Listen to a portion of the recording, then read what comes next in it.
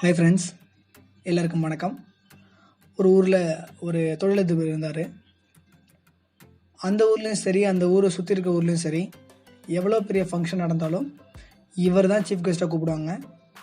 அந்த மாதிரி ஒரு ஃபங்க்ஷனுக்கு இவர் போகிறாரு. அந்த ஃபங்க்ஷன் ஆல்மோஸ்ட் முடிஞ்சிருச்சு. கடைசியாக இவரோட ஸ்பீச்சு அதையும் அவர் பேசி முடிச்சிட்டாரு. லாஸ்ட்டாக ஒரு கேள்வி கேட்குறாரு எல்லாரையும் பார்த்து, யாருக்காவது என்கிட்ட ஏதாவது கேள்வி கேட்கணும்னா கேட்கலாம் அப்படின்னு. ஆடியன்ஸ் எல்லாம் அவரோட ஸ்பீச் கேட்டு ரொம்ப புல்லரிச்சு போய் உட்காந்துருக்காங்க. அதுலேருந்து ஒருத்தர் எழுந்திரிச்சு, உங்களோட வெற்றியின் ரகசியம் என்ன? நீங்கள் இவ்வளோ தூரம் வளர்ந்ததற்கு எது காரணம்? யார் காரணம் அப்படின்னு கேட்குறாரு.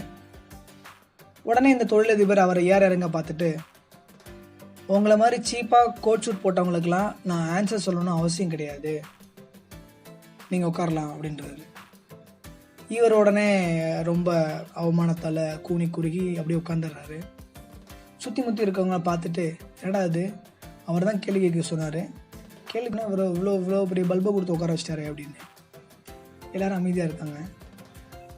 அந்த தொழிலதிபர் விடலை, திரும்பவும் கேட்குறாரு அதே கேள்வியை. என்கிட்ட யாராவது ஏதாவது கேள்வி கேட்கணுன்னா கேட்கலாம் அப்படின்னு. ஒரு 2 நிமிஷம் எல்லோரும் அமைதியாக இருக்காங்க. திடீர்னு பார்த்தா பின்னாலேருந்து ஒரு ஆள் எந்திரிச்சு நிற்கிறாரு. அவரும் அதே கேள்வி கேட்குறாரு, உங்களோட வெற்றியின் ரகசியம் என்ன? நீங்கள் இவ்வளோ தூரம் வாழ்க்கையில் வெற்றி அடைஞ்சதற்கு யார் காரணம், என்ன காரணம் அப்படின்னு. இந்த தொழிலதிபர் அவரை கொஞ்சம் இறங்க பார்க்குறாரு. இவர் கோட் ஷூட்லாம் போடல, ஒரு பெரிய உடுப்பெல்லாம் போட்டு வரல, சாதாரண கதர் சட்டையும் ஒரு சிம்பிள் பேண்ட்டும் போட்டிருக்காரு. உடனே அவரை மேடைக்கு கூப்பிட்றாரு. மேடைக்கு கூப்பிட்டு அவரை ஆற தழுவி விஜய் சேதுபதி மாதிரி கன்னத்தில் முத்தமிட்டு, நீ நல்லா வருவடா, கூடிய சீக்கிரமே நீ ஜெயிப்ப அப்படின்னு வாழ்த்துறாரு. இதை பார்த்த ஆடியன்ஸுக்கெலாம் ஒரே குழப்பம். என்னடா இது, அதே கேள்வி தான் அந்த ஆள் கேட்டார், அவரை அவமானப்படுத்தி உட்கார வச்சிட்டாரு. இந்த ஆள் புதுசாக அதே கேள்வி கேட்டோடனே இவரை ஆற தழுவி முத்தமிட்டு வாழ்த்துக்கள்லாம் தெரிவிக்கிறாரு அப்படின்னு. உடனே அந்த ஆள் சொன்னாரம்மா, அந்த தொழிலதிபர், நீங்கள்லாம் கேட்டீங்க இல்லையா என்னை எது இவ்வளோ தூரம் உயர்த்திச்சுன்னு.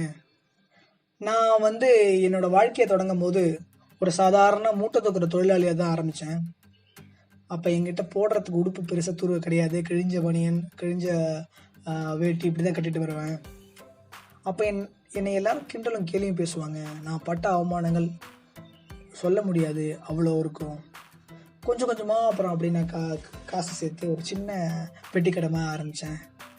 அப்புறம் அதில் என்னோடய முழு முதல் உழைப்பை போட்டு அப்புறம் ஒரு குட்டி மளிகை கடை மாதிரி ஆரம்பித்தேன். அப்பையும் ரோட்டில் வரவங்க போகிறவங்கலாம், இவங்கெல்லாம் ஒரு கடை நடத்துகிறான், இந்த கடையில் மக்கள் வாங்குறாங்க பாரு, அப்படி இப்படின்னு என்னை மூஞ்சிக்கு பின்னாடி சரி, முன்னாடியும் சரி, பின்னாடியும் சரி பயங்கரமாக இன்சல்ட் பண்ணியிருக்காங்க. காலங்கள் அப்படியே போச்சு. நானும் கொஞ்சம் கொஞ்சமாக உழைச்சி ஒரு பெரிய லெவலுக்கு ஒரு பெரிய சூப்பர் மார்க்கெட்டை ஒன்று ஆரம்பித்தேன். அப்போயும் என்னை இந்த கடை சங்கங்கள் மீட்டிங்குக்கெலாம் கூப்பிடுவாங்க. நான் அங்கே என்னதான் போனாலும் என்னோடய உடுப்பும் சரி, என்னோடய நடைபாவனையும் சரி, என்னோடய பேச்சும் சரி, நான் கிராமத்தான் அப்படிங்கிறதுனால என்னால் பெருசாக ஆங்கிலம்லாம் பேச முடியாது. அதனால் பல பேர் என்கிட்ட பேசுகிறதுக்கே ரொம்ப தயங்கினாங்க. பல பேர் என்னை கண்டு ஒதுக்கினாங்க. எனக்கு அதெல்லாம் ரொம்ப கஷ்டமாக இருக்கும். பல சமயங்களில் என்னை அவமானப்படுத்தியிருக்காங்க. அப்புறம் நான் பெரிய ஆளாக வளர்ந்து என்னோடய உடுப்பெல்லாம் மாற்ற முடிஞ்சுது. ஆனால் என்னோடய பேச்சையோ நடையோ மாற்ற முடியல. ஏன்னா அதுதான் என்னோடய இயல்பு. ஒரு காலகட்டத்தில் நீங்கள் வந்தால் மட்டும் போதும், நீங்கள் வந்தாலே பெரிய விஷயம் அப்படிங்கிற லெவலுக்கு நான் வந்தேன்.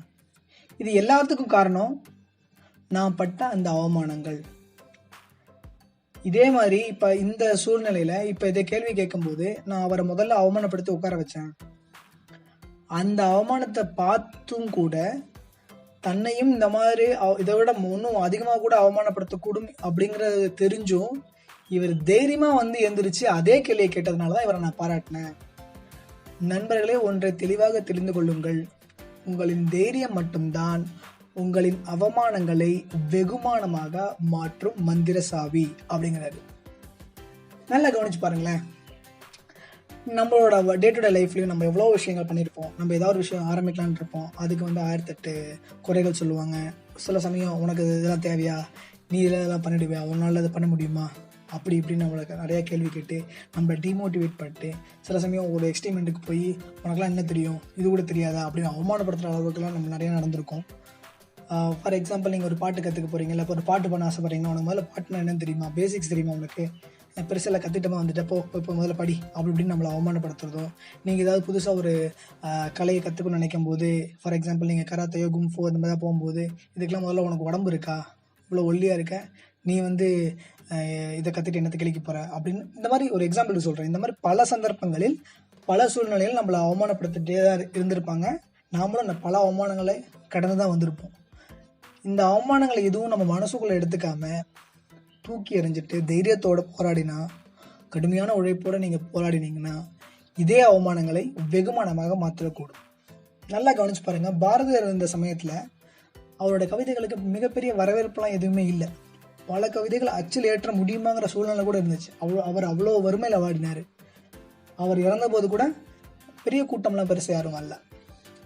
அப்போது ஒரு சமயத்தில் அவர் தன்னைத்தானே செல்ஃப் மோட்டிவேட்டடுக்காக நிறைய விஷயம் பண்ணிட்டார். ஃபார் எக்ஸாம்பிள், நீ வந்து ஒரு பொருள் எவ்வளோ வெயிட்டுன்னா அது எடைக்கல் வச்சு பார்க்கலாம். ஃபார் எக்ஸாம்பிள், இது 5 கிலோ 6 கிலோனா நீ வெயிட்டு அந்த எடைக்கல்லை வச்சு போட்டு இவ்வளோன்னு சொல்லிடலாம். ஒரு அளவு எடுத்துட்டீங்க, ஒரு லிட்டராக இருந்துச்சுன்னா, ஒரு தண்ணியாக இருந்துச்சுன்னா இவ்வளோ லிட்டர்னு நீ சொல்லிடலாம். ஆனால் என்னோட பாட்டும் என்னோட தமிழையும் நீ எடை போடுறதுக்கு உங்கள்கிட்ட எடை போடுறதுக்கு எதுவுமே இல்லையே, அப்புறம் எப்படி நீ அதை எடை போட்டு இது ரொம்ப மோசமான பாட்டு, இது ரொம்ப கேவலமான பாட்டு, பாரதிக்கு ஒன்றுமே தெரியும், எப்படி நீ சொல்ல முடியும் அப்படின்னு அவர் கேள்வி கேட்டிருக்காரு. இன்னும் சொல்லப்போனால், தமிழில் மிகச்சிறந்த ஆகச்சிறந்த கவிகள் இல்லை அப்படிங்கிற பழிசொல் என்னால் கழிந்தது அப்படிங்கிற இன்றைக்கும் நாம் அவரை மகாகவி அப்படின்னு வணங்கிட்டு இருக்கோம். இதுக்கெல்லாம் காரணம் அவரோட தன்னம்பிக்கை. எனவே நண்பர்களே, எப்பெல்லாம் இந்த உலகம் நீ தோத்துட்டேன்னு சொல்லுதோ,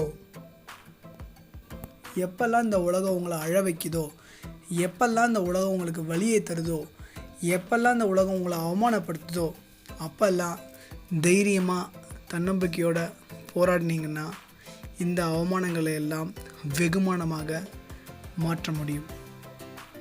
இது போன்ற மேலும் பல நல்ல பதிவுகளுக்கு, பாசிட்டிவ் பைட்ஸ் போன்ற நல்ல செய்திகளுக்கு எங்கள் சேனலை மறக்காமல் சப்ஸ்கிரைப் பண்ணுங்கள்.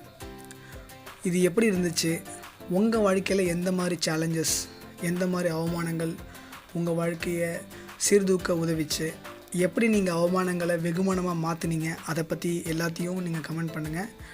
பிடிச்சிருந்தால் லைக் பண்ணுங்கள், நல்லா இருந்தால் 4 பேருக்கு ஷேர் பண்ணுங்கள். நம்மளை யாரும் சந்தோஷப்படுத்த முடியாது, மோட்டிவேட் பண்ண முடியாது. நம்ம சந்தோஷப்படுத்திக்கிட்டு மோட்டிவேட் பண்ணால் தான் உண்டு. எல்லா நெஞ்சங்களிலும் நல்லதையே விதைப்போம், நல்ல விதையாய் நாமும் இருப்போம். நன்றி.